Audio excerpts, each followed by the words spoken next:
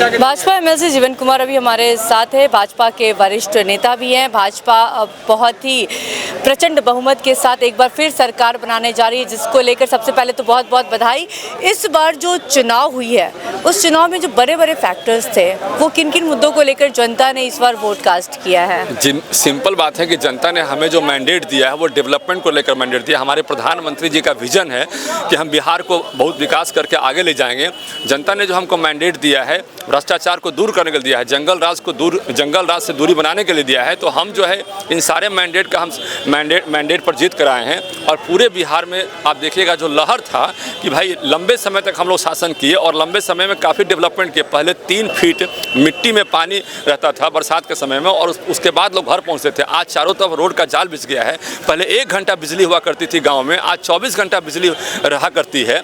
अब पहले की शिक्षा की व्यवस्था थी कि 40% स्कूलों में ताला लगा हुआ था, आज सभी स्कूलों में 30:1 का रेशियो मेंटेन हो रहा है। तो अभी कई राज्यों से हमारे टीचर और स्टूडेंट का रेशियो बेहतर है।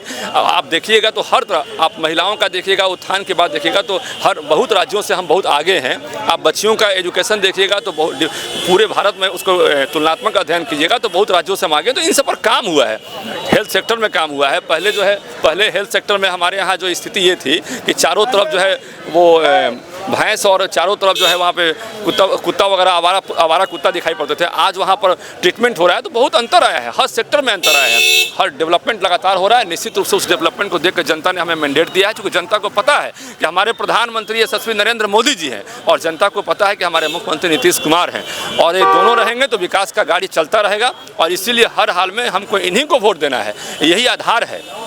महागठबंधन की ओर से ये आरोप लगाया जा रहा है कि 10,000 रुपये बांटे गए हैं। ईवीएम में ऑलरेडी कैद थे। जगदानंद सिंह ने भी बोला कि 25,000 वोट तो ऑलरेडी कैद थे ईवीएम में। कई तरह के आरोप लगाए जा रहे हैं। चुनाव आयोग पे भी सवाल खड़े किए जा रहे हैं। पूरे देश में जब ये लोग चुनाव हारते हैं तो ईवीएम पर आरोप लगाते हैं, और जहाँ चुनाव जीतते हैं वो कहते हैं कि जनता ने हमको अच्छा मैंडेट दिया, हम पर विश्वास किया है।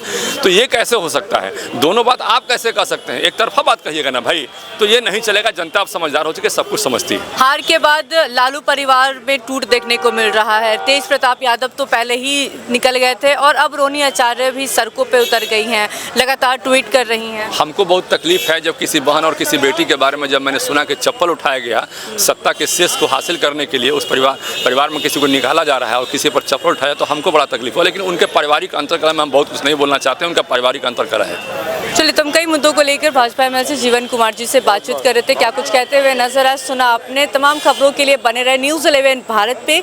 अपने सहयोगी अखिलेश्वर के साथ मैं पूजा शर्मा, न्यूज़ 11 भारत, पटना।